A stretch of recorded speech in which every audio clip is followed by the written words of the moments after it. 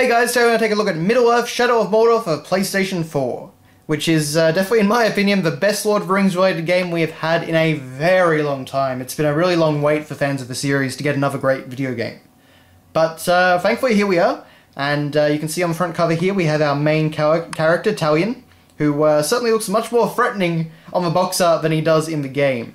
He's got the blue glowing eyes, he looks pretty tough and menacing, and you know, we've got kind of wraith power coming from his hand there, which is where he draws the wraith bow.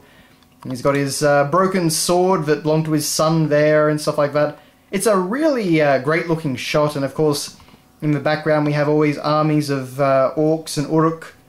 And, you know, of course we've got Mordor in the background. I think we've got Death Mountain somewhere over there. Yes, there it is over there.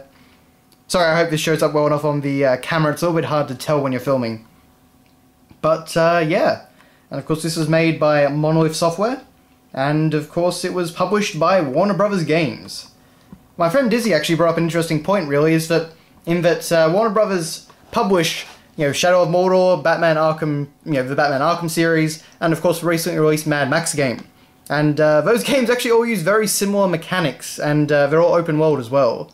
So just an interesting little point there, in that you know, they're really releasing a lot of big name games, but with a lot of very similar systems. But over here, of course, we've got our PlayStation 4 logo, and we have our Middle-earth Shadow of Mordor logo. That all fits on there very nicely, and looks pretty good.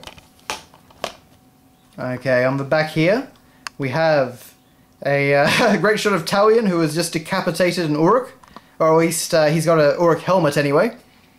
It's you can see more scenes of battle and things like that. Honestly, Talion looks really threatening in the artwork, but he's really not that bad in the game. I mean, you know, the player can do a lot of really powerful and ridiculous stuff, but he never really comes off as a particularly threatening character to me. But nonetheless, it's a pretty cool piece of concept art. And of course, we've got a bunch of different statements from different journalists, so an entirely fresh open world experience.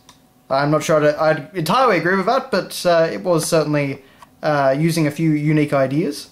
So of course, unleash the power of a wraith, bend Mordor to your will, and an epic tale of revenge and redemption, all up until the ending.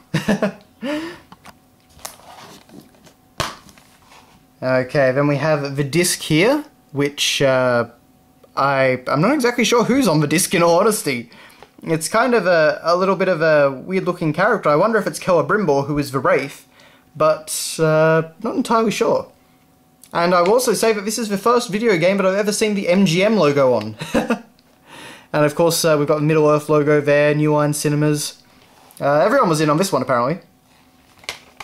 And then, of course, we have our pre-order DLC, I guess it was. I bought the game second-hand, so none of this actually worked for me, but you can get the Dark Ranger outfit, as well as some sort of challenge mode. And you can actually see we've got some great artwork of Talion in the background there. It looks really nice, very... reminds me very much of the Lord of the Rings films, and just, you know, that could be Aragorn, basically. And over here we have something about the Legion Edition, containing 2 exclusive warband missions, plus epic rune rewards. So yes, you could fight 2 particular epic, well, I guess war chiefs or captains or something like that. So that's all a nice little bonus. But that's really all I can say about it. There's no manual, of course. So yeah, that's your look at Middle-earth Shadow of Mordor for the PlayStation 4. I would definitely get the PS4, Xbox One, or PC version of the game. The PS3 and Xbox 360 versions apparently, certainly from what I've seen, run terribly. I was going to get the game on PS3 last year, but when I saw all the problems it had, it just didn't seem worth it. So, yeah, this version runs perfectly well. I have experienced no major glitches or anything like that. So this is definitely the version to get. But thank you very much for watching, guys, and I'll see you next time.